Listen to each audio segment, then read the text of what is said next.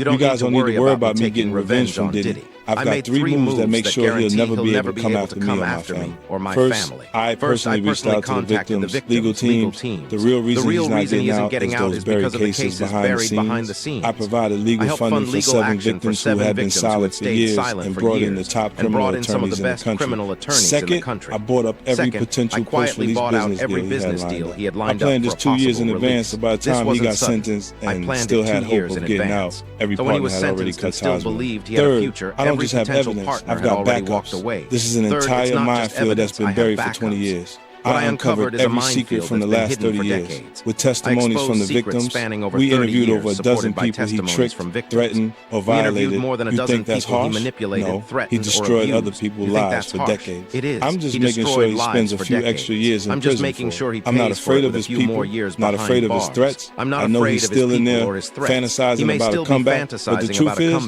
he's never coming back. I feel funny. Is this real life? Yes, this is real life. I feel crazy. The world is spinning around me. Don't touch your stitches, Justin. Bieber, don't touch your stitches. What's happening? No. Bieber, stop. You have 4 eyes. I have 2 fingers. I have 3 fingers. Is this gonna last forever? Justin, stop it. Ah! Yeah, you pressing Bieber? Yeah. Yo, what's up? Like, I'm calling you, ain't answering. Yeah, that was low. That was weird, that was That was weird. They did not run through Bieber. There was... Why you not answering your phone like y'all?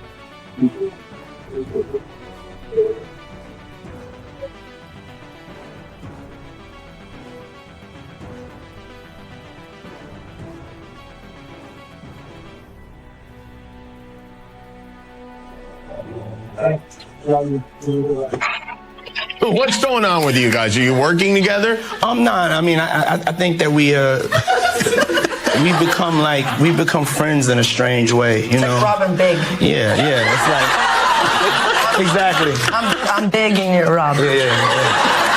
No, I mean, to a lot of us, he's like a little brother. You know what I'm saying? He's not afraid to call and ask for advice. He's somebody that, in the industry-wise, the record industry is a strong family, and he's somebody that, you know, we definitely have our arms around, and we want to protect him because he's such genuinely a nice person. Besides his talent, you know what I'm saying? He's one of the greatest kids that you could ever know. Justin,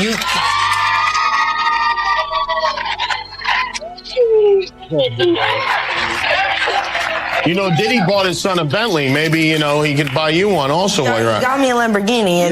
Oh, well, that's nice. I haven't gotten it yet, though. Yeah, I know. When is that coming, that Lamborghini? We talked about this last time. He had the Lamborghini for a day or two, and he had access to the house, and he knows better than to be talking about the things that he does with Big Brother Puff on national television. What happens when an entire industry chooses to look away? For years, the warning signs were there. Awkward moments that should have raised alarms instead became memes. Uncomfortable footage that deserved investigation turned into internet jokes. So how did serious Curtis 50 questions Cent that needed Jackson answers were quietly buried? But silence has an expiration date. Now, 50 Cent's explosive documentary is tearing open a case the industry hoped would stay closed. And suddenly, every forgotten clip, every dismissed whisper, every uncomfortable truth is back under the spotlight. And luxury living. At the center of it all, But beyond Diddy, the headlines a mogul who and built chart empires tops, and not controlled counting his careers. Las Vegas residency, And Justin Bieber, a Drama teenage BMF is sensation also thrown a into hit that with world audiences before anyone and critics asked if he was alike. ready. This isn't gossip. This isn't speculation. This is about power, silence, and what happens when too many people choose not to see what's right in front of them. The question is, how deep does this really go? What we doing, we can't really disclose, but it's definitely a 15-year-old's dream. When he signed to Usher, I had legal guardianship of Usher when you know he did his first album. I did Usher's first album. I don't have legal guardianship of him, but for the next 48 hours, he's with me. So and we gonna go full crazy. Justin Bieber's story was sold as the ultimate dream. Discovered on YouTube, overnight sensation. Global superstar at 15, but fairy tales don't show what happens behind closed doors. Old footage reveals a different reality. A teenage boy surrounded by powerful adults, placed in rooms where influence mattered more than innocence. Bold, clever, where boundaries full of didn't attitude. exist because no The one was track there called to set out them. dozens of These moments celebrities weren't and- hidden. They circulated publicly, but instead of concern, there was celebration. Instead of protection, there was exploitation disguised as opportunity. This wasn't one bad day. This was normalization. An entire system trained to look the other way while a child's youth was traded for profit. While his career was So when soaring, something goes wrong, back home, when damage 50 is done, Cent was who's living really large, responsible? maybe And more importantly, who saw it coming? Look at Usher. What Usher say? I seen some things I shouldn't have been seeing at that age. What does that tell you? That he's seen some things, he was around some things when he was young that he shouldn't have been at a Diddy party. So that's going to show you that there are certain things that are happening and going on that here it is, this kid was saying he shouldn't even seen it and been around it himself. So all the other celebrities who saw it and they stand quiet about it, ain't that in our culture? No snitching. And I felt a certain way when Usher got on Shay Shay, and I don't mean to mention other people's platforms, but he got on Shay Shay and he mentioned how great and how good Puff taught him and everything. You know what I'm saying? About the business, right?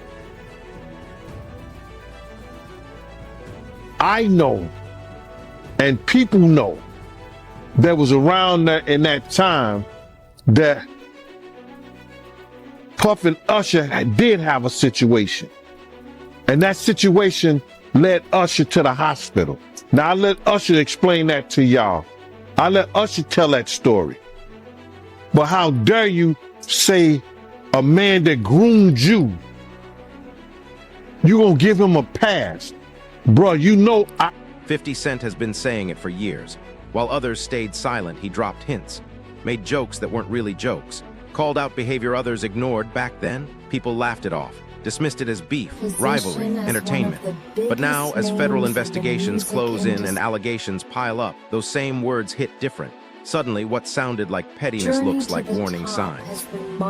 This reveals something uncomfortable. For 50 Warnings are Cent, easiest to the house ignore when they come symbolized from his someone rapid you've ascent. already decided not to trust. 50 and wasn't just excess. throwing shade. He was pointing at something real. The question is, how many others knew and said nothing? He dropped the song. It went over our heads. Which it's actually video? about Diddy this whole time. Which video? The song Lonely. Let me see. Everybody knows my best. Houses always made of glass. Maybe that's the price you pay for the money and fame at an early age. He even came out and said stuff about how when he was younger, he was being taken advantage of, which is true. The problem was being a victim of the diddler. What happens? Because he has so much dirt on you, if you go out into the public, he may have videos, he may have embarrassing things, he might even have incriminating footage of you doing things that you were forced to under the influence to do. In the music industry, success isn't just about talent, it's about access. And for years, Diddy controlled the doors. He decided who got in, who got opportunities, who got close. And Justin Bieber, he was given that access early. Too early. This isn't about one relationship. It's about a pattern. A system where careers are built not through transparency, but through proximity to power. When gatekeepers hold all the keys, boundaries become negotiable. From December 2024 to January 2025, they're left to navigate a world they don't understand with no real protection. So the question isn't just what happened behind closed doors. It's why the doors were even opened in the first place. The leaked video of Justin Bieber partying with P. Diddy has just emerged, and it looks horrifying. Bieber was not in his right state of mind. Here's the video. Oh, he's bad boy now. Look at that. Whoa, look at that. Here's your icon alert. Look at that. It's called, Does that look normal to you guys? What's going on here? He gets down on his knees, starts drinking. Diddy right there. Look at his eyes. Here's the uncomfortable truth.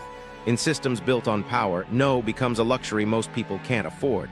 When your career depends on access, when progress is tied to proximity, boundaries start to disappear. Caution becomes weakness. Self-protection becomes an obstacle.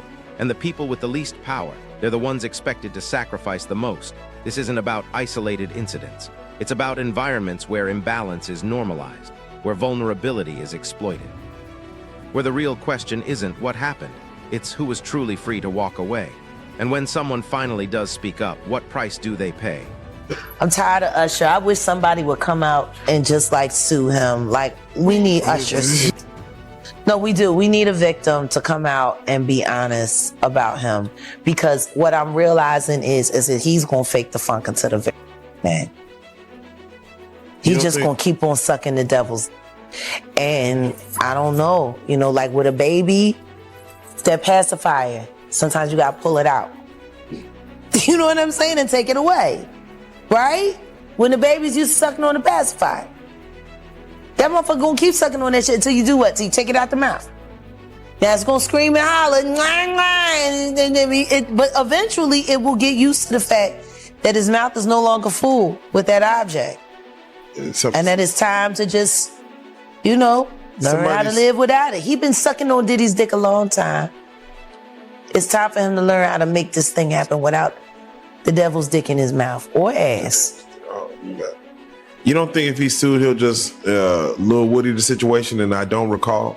I don't recall. No, because I think if a victim comes out against Usher, it'll show how egregious this shit is. Because if he can be a predator, then anybody can be a predator. Long before Justin Bieber became a global icon, Usher walked the same path. As a teenager, he entered Diddy's world. Years later, he admitted that environment exposed him to adult pressures far too early, that history matters.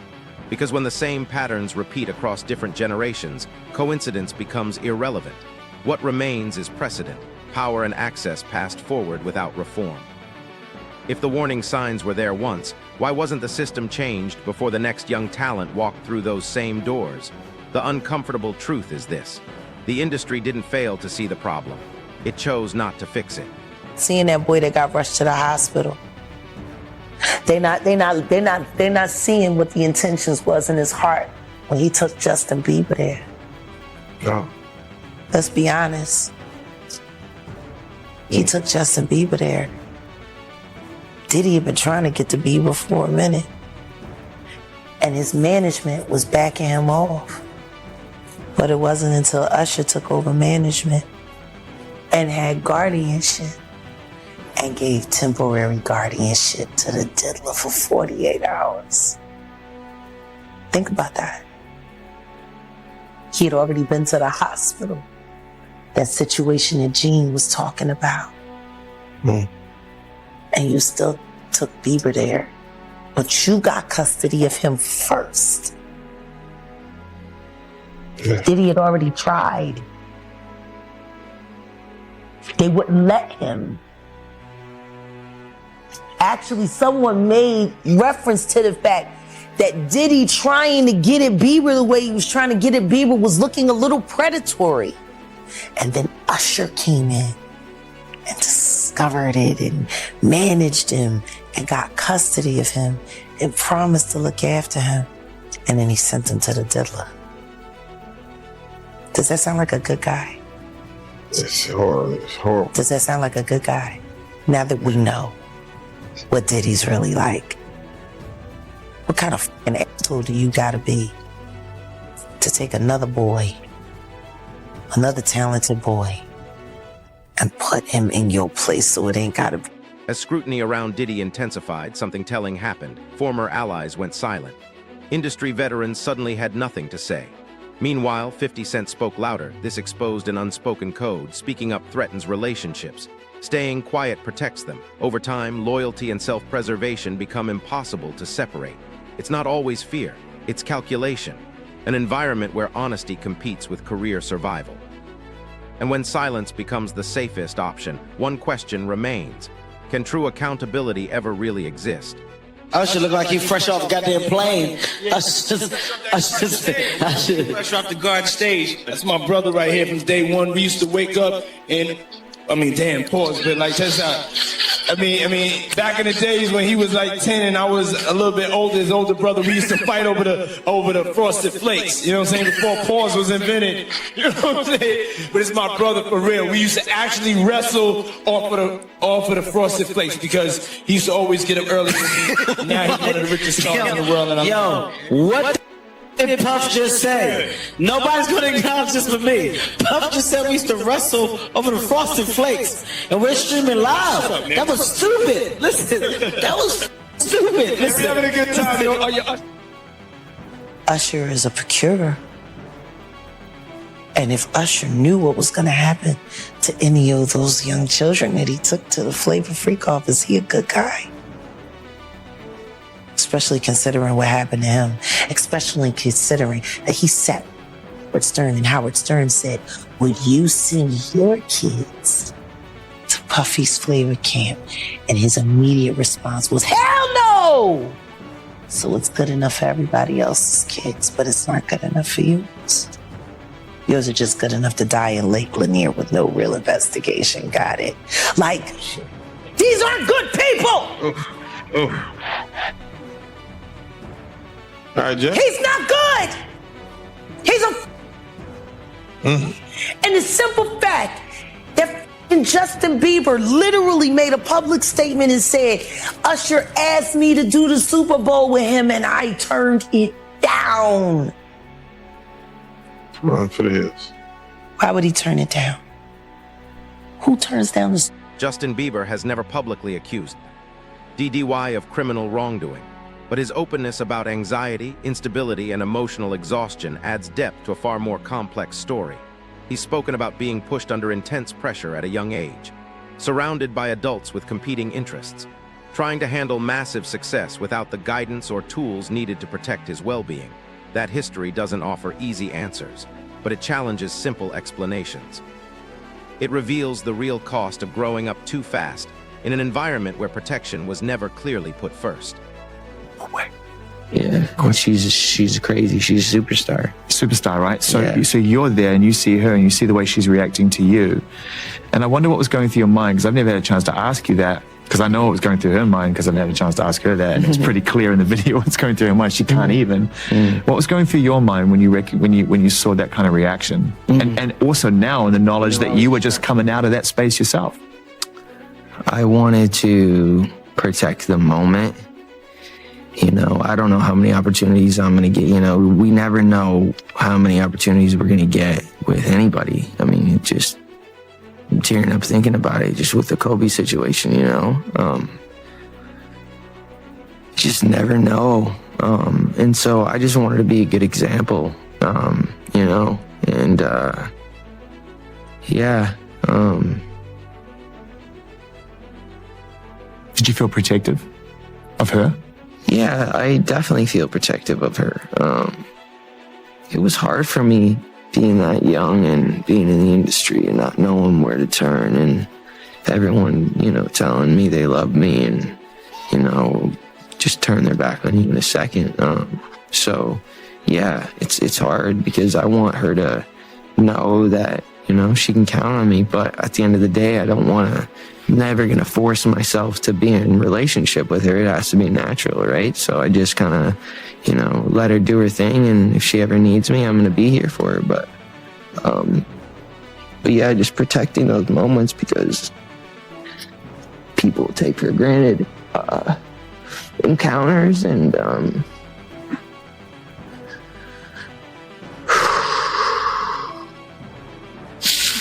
yeah, so yeah, I just want to protect her, you know. I don't want her to lose it. I don't want her to, you know, go through anything I went through. I don't wish that upon anybody. So yeah, if she ever needs me, I'm just... This isn't about delivering legal judgment. It's about recognizing human impact. Harm doesn't always come with loud accusations or clear labels. Sometimes it appears years later as emotional weight, lost stability, or pain that was never given words. When pressure and exposure are built into a system, damage can happen without one dramatic moment. And that he's seen too many people lose control from addiction. And that leads to an uncomfortable question. If the problem is structural rather than isolated, why do we demand a single accusation before admitting that something clearly went wrong? Justin Bieber, and he was talking about Billie Eilish. And he was like, he was broke, almost in tears. He's like, I just want to protect her. I just want to keep her safe. Yeah. What do you think he went through? Because he knows what's been happening to Billy. Just like everybody knew what was happening to Millie Bobby Brown girl with Drake. These people are monsters. He ran into Dapper Dan in Harlem and they asked him what he thought about what was going on with Diddy and if he knew Diddy. And I love Dapper Dan for this. He said, I grew up with his parents. I knew his parents. He said, and what's going on with him has been going on long before him. Now, his father was a government snitch and a bad actor in the criminal world altogether. The woman that they're saying is his mother was a prostitute, no whore. But there's whispers in the streets of Harlem that Diddy's mother isn't alive. Not his biological mother, but that woman is his aunt. Whoa. There are whispers. Wait a minute. There are whispers. Diddy's story is so convoluted, but nobody really likes talking about who he was before he became Puffy. Nobody, like, I would love if I could be granted an interview with him. To interview Diddy now in his most raw state about his life up until the age of 15 only. We got to learn how to stop making Diddies. What made him him? Now, his pedigree comes from rat background. His father was a rat, snitch. Not revered. He turned on Frank Lucas, who was the king of Harlem. And yet, Diddy was able to, siphon off enough of that juice, just enough to get people, but he needed Gene. Think about this. Gene was more of a father figure to Diddy than he was a bodyguard. And Gene was more than a bodyguard, he was an investigator. So when they went separate ways, clearly. When Diddy's case entered the federal courtroom, the conversation shifted from speculation to documented scrutiny.